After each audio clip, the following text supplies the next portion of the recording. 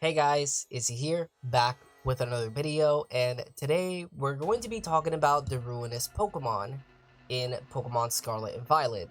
Now, the reason as to why we're going to be talking about them is mainly because they will be getting added into the next rank regulation. And yeah, I said regulations, they're no longer going to be called series. So yeah, this next regulation is going to be called Regulation C, and it's going to include pretty much everything that was included in Series 2, but now we're going to have the ability to use as many Ruinous Pokemon as we like.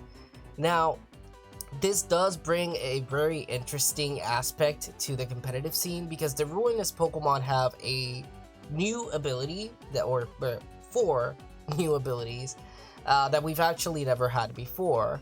In fact, some of these abilities bring something extremely new to the table that we've actually never had before. So, yeah.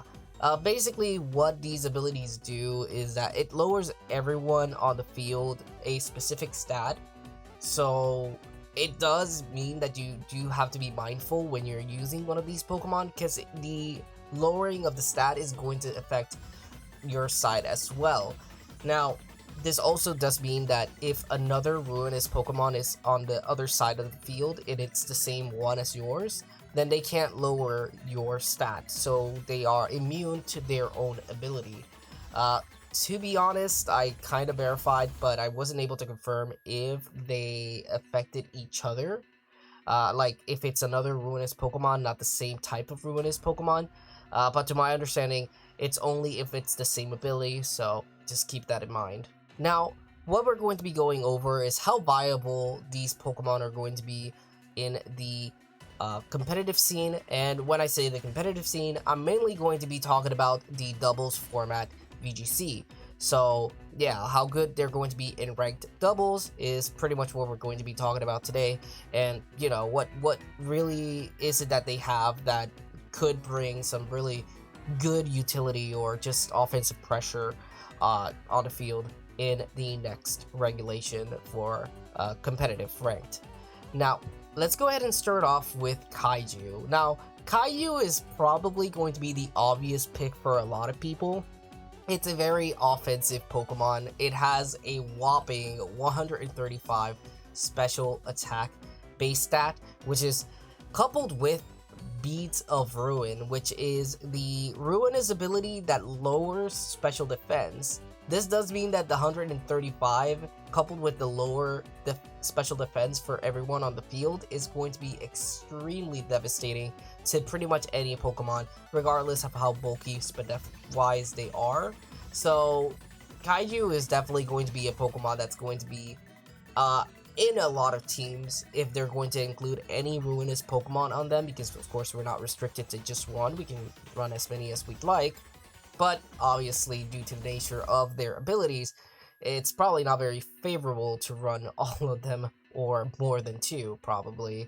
But yeah, Kaiju, it's extremely tough to pretty much, not use on your team. Obviously, it's not going to be the number one pick. It depends on, what you need on your team. But it's definitely going to be the most used or picked of the four because of its offensive pressure. It also has a notable high special defense and decent speed, but of course it does have a very low HP. Decent defense, nothing to really look at with the attack stat with how high the special attack already is. So you're probably just going to be using it as a special offensive glass cannon. It's pretty much what you're going to be using it.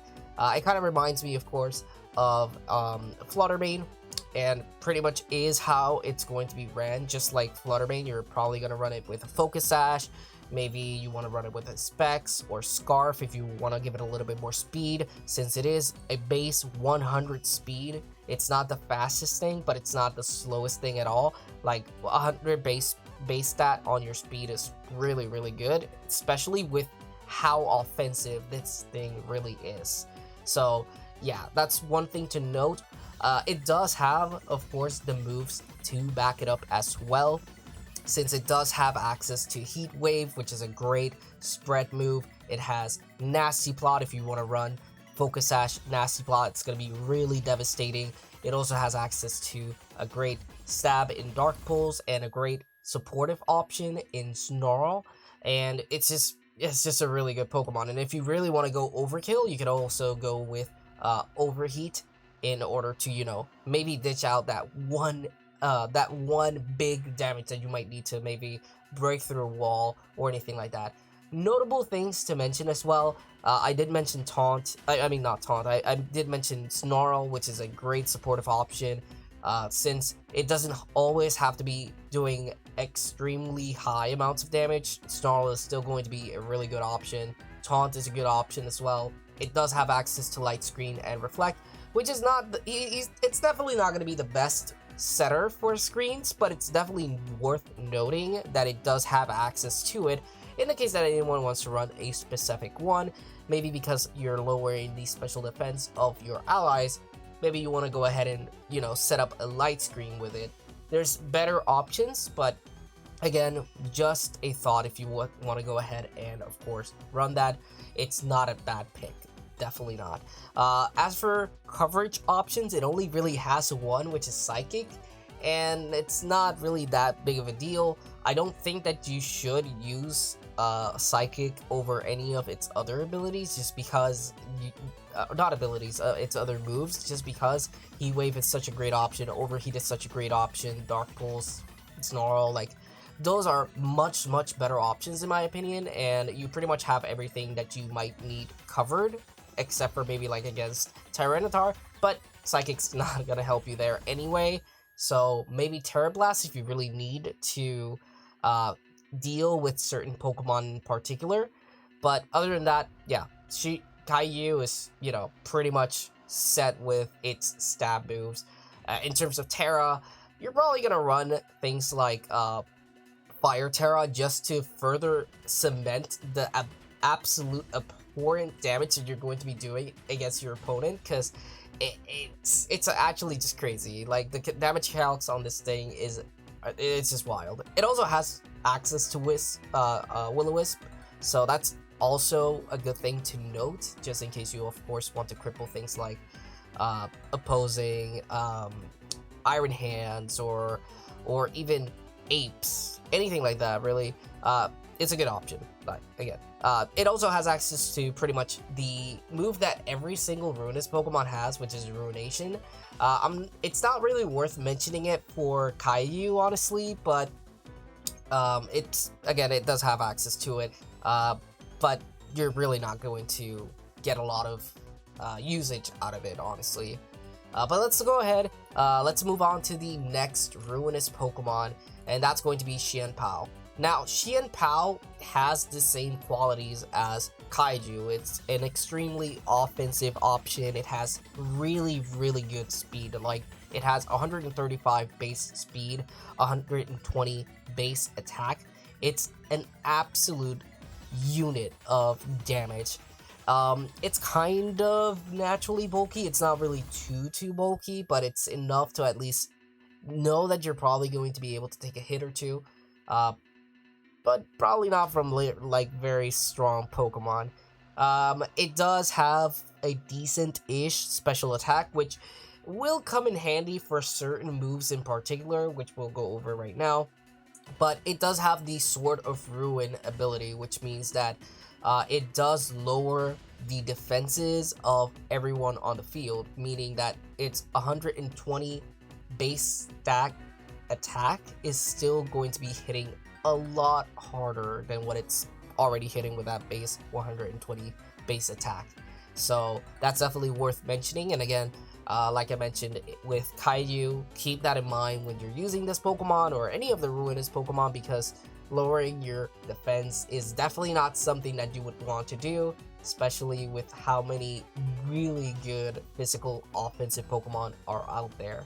Now, in terms of moves, it does have access to really strong options. It has Sword Stance if you really want to push it over the edge with the damage. It does have Icicle Crash. It does have Sucker Punch, which is an amazing priority. Like, this Pokemon already having a really strong priority is great. Not that it really needs too much priority, just because it's already really fast.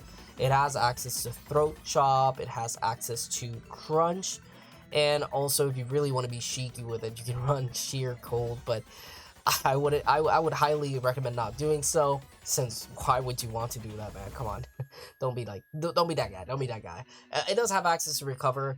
I don't think you're really going to be having a lot of opportunities to run Recover on it, just because it's already kind of struggling with running 4 moves only, because it has a lot of options. Now, unlike Kaiju, Chien-Pao has a lot of options to run in terms of coverage options, such as Sacred Sword, which is a great coverage option for it. It also has access to Psychic Fangs and Brick Break for screens, if you really want to run it for screens. And it also has access to Taunt. It has access to Icy Wind, which I know it's just it's Snarl and Icy Wind. It's not a especially offensive Pokemon, but yet if you do really want to support your team in a way, Icy Wind and Snarl are great options. So you can run either one of them, and it's great, honestly. I mean, take for example, Iron Bundle. Now, Icy Wind is not the strongest move on it, but it's still a really good option to run. In fact, some people even ran Icy Wind with Fluttermane just to have some sort of, speed control on your team. And Chien-Pao can definitely do that. Now, do I believe that Chien-Pao is going to be the most used Pokemon of the 4? Not really. I think that it's definitely going to see some usage, because it has some really good moves. Again, it has Ice Spinner as well, which is a great option to remove the terrains from the field, which, by doing so, it gives the go for it to use Sucker Punch if it's within, psychic terrain. Just remove the terrain itself with Ice Spinner, and then just use, Sucker Punch, and you're good to go. But yeah, this Pokemon is going to be really good regardless. It has some really great coverage options. It has some really offensive options, supportive options, and like I said, it's not entirely frail. It has some decent-ish bulk on it, and it is extremely fast. So yeah, I do believe that this Pokemon is definitely going to pick up some usage. I do believe that it's definitely going to be used more in the singles ranked, because it's so good already in OU, but in VGC I can definitely see this thing doing a lot of damage, especially because also lowering your opponent's defense is, it's extremely good. Honestly, that's extremely good in and of itself. So yeah, definitely it's gonna be a strong pick, honestly. I have no doubts about it. It's just that in terms of the 2 offensive Pokemon, which is Caillou and Chien-Pao, I believe that Caillou is definitely going to pick up a lot more usage than Chien-Pao, especially because there's a lot of especially offensive Pokemon in the format that would take advantage of Caillou's special defense drop on the opposing side. So yeah, definitely keep that in mind. But anyways, it does have access to the Ruination as well, but not really a Pokemon that's going to take advantage of that at all. It has way better options, honestly, on its disposal. But let's go ahead and move on to the next Pokemon, which is going to be Ting-Lu. Now, Ting-Lu is an interesting one. Ting-Lu is extremely bulky. Let me just tell you that right now. 155 HP it's nothing to sneeze at all.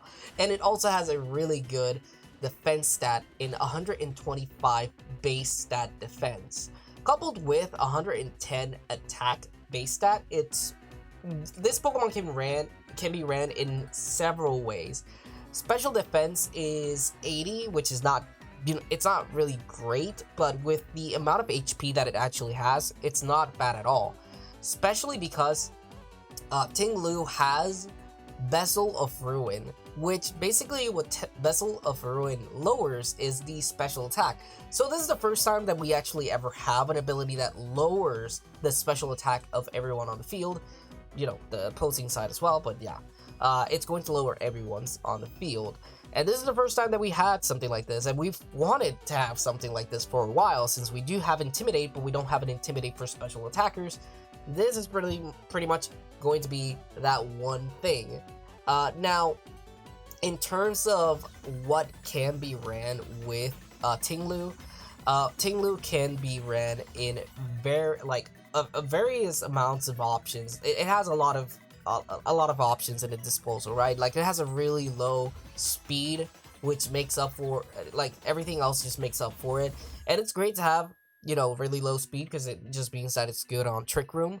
But also, this can be a bulky offensive option. It has decent attack, really high HP, and decent natural bulk. Now, like I mentioned, the special defense is not really high, but it's coupled with its ability, it means that it just has more special defense than what it's showing us to be, like, or what it's trying to be, or what it shows to be, really. I don't know how to say it, honestly. But basically, because you're lowering everyone's special attack, it just means that its special defense is pretty much higher, because it's gonna receive less damage from special offensive Pokemon.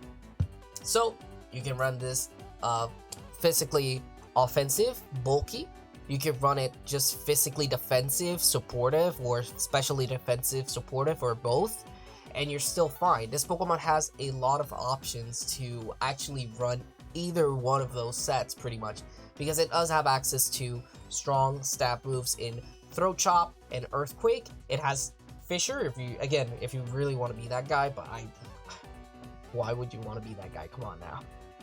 It does have access to Taunt as a supportive option, as well as Snarl. It also has access to Ruination, which in this case, if you want to run a bulky, like a physically bulky option, or especially defensive option, you can run Ruination if you're not going to run any attack EVs on it. And so you can run that. You can run Bulldoze to lower the opposing side's speed as well. Well, pretty much everyone's on the field, but you know what I mean. So it has really, really good options for, you know, the different EV spreads that you can go onto this Pokemon. In fact, it also has Body Press, which is really, really good for a physically defensive build on Ting-Lu. So definitely this is going to be a Pokemon that is going to be used a lot. I would say that this would probably rival the usage of Caillou, just because, like I said, we've always wanted to have that, pretty much that special attack Intimidate. And this is the first time we're actually going to get that. So it's going to be really interesting how people are going to run this, but I do feel like probably the specially defensive option is going to be the one that's going to be used a little bit the most at the time, right? But it's a really good Pokemon. It has an amazing ability. I absolutely love this ability. I can't wait to start testing this out and just using it once Regulation C comes out, because this is going to be a really good Pokemon to use, honestly. So yeah, but this is going to rival Caillou. That's pretty much it. So let's go ahead and move on to our last Pokemon of today, which is going to be Wo-Chien. Now, Wo-Chien, I don't know if I'm saying it right, not gonna lie, but it sounds good, so I'll go with that. Wo-Chien is a very bulky Pokemon. It's not an offensive Pokemon by any means. It doesn't have terrible special attack with 95 base attack, but honestly, everything else just screams that this Pokemon should be ran specially defensive or physically defensive, or both, mainly. So it's a really good supportive option, has a lot of options actually, so we'll go over that right now. But 85 HP base stat, really good. 85 base attack as well. Not something that you're going to be using a lot, in my opinion, just because it has better specially offensive options, not offensive, but supportive options, really. And it has a really high special defense in 135 special defense and 100 base stat on its defense, which is phenomenal, honestly. A decent speed for a bulky Pokemon, so it's going to be outspeeding other bulky supportive options, probably. So keep that in mind. You can of course run a little bit of speed on it if you'd like to outspeed certain Pokemon that don't run any investment in speed. But yeah, this Pokemon is going to be really good in the supportive role, honestly. It has a lot of really good options like Leech Seed if you want to be cheeky with it. You can run Ruination, you can run Foul Play, you can run Knockoff if you want to get rid of any cheeky items from the opposing team. And it also has access to other supportive moves such as Sunny Day and Rain. I do believe that this Pokemon can definitely use Rain to some advantage in terms of being a setter for it. Of course, there are better options, but you know, it's still worth mentioning. It does have access to screens as well. If you want to run a Reflect Light screen set, you can definitely do so. I don't think it's going to be the best option, but I do think that at least one of the screens is a good pick for you know, any of your supportive options for it. It does have access to Body Press, Taunt, which is great. It also has access to pretty good offensive-ish options like Giga Drain, Energy Ball, and Pull and Puff if you want to go ahead and heal your teammates, kind of like acting as a Brute Bonnet.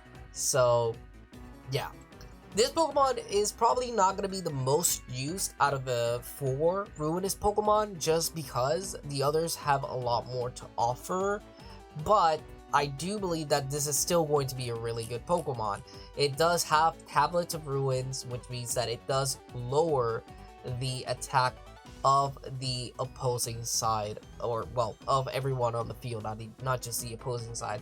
So we already have Intimidate as a thing, so I do believe that this Pokemon is still going to be really good. I just don't think it's going to be the best option in terms of the 4 Ruinous Pokemon, just because you already have Intimidate Pokemons that already do better in terms of like other things. Like Arcanine is a much better pick in my opinion than running Wo-Chien, but it's still going to be a nice pick, a good option, I guess you could say, for pretty much your team. Because if you guys don't know, I didn't explain this at the beginning, but basically how the Ruin abilities work is, as long as these Pokemon are on the field, the ability itself stays active, which means that even if you switch out and then switch back in, they are still going to have that attack lowered, because as long as the Pokemon is on the field, it's going to be affecting everyone actively. It's kind of like Galarian Weezing's ability, where it affects everyone. No one's able to actually have abilities active as long as it is on the field. So that's pretty much how it works with the Ruinous abilities. So it's at the same time like really good. It's a really good Intimidate, but also bad one if you have a physical option, like a physical Pokemon on your side of the field, so it's going to affect yours as well. So again, for each and every one of these, it's very important that you keep in mind that your Pokemon are going to be affected by their abilities as well. So just, you know, again, keep that in mind when you are using these Pokemon. But yeah, that's pretty much it. I think Kaiju and Ting-Lu are going to be the 2 most used Pokemon, and then Chien-Pao, and then at the very end it's going to be Wo-Chien, which might not even see a lot of usage at all, but I do believe that this Pokemon is underestimated by me as well. I'm not gonna lie, I do believe that this Pokemon is not as great, but it's still a really good option. It has really good bulk, so I can definitely see it thriving in certain teams, but not in all of them, and definitely not as in many as Kaiju, Chien-Pao, or Ting-Lu. But yeah, that's pretty much my opinion on this. Of course, I am just a guy on the internet that just likes to play competitive Pokemon, and I could be completely wrong.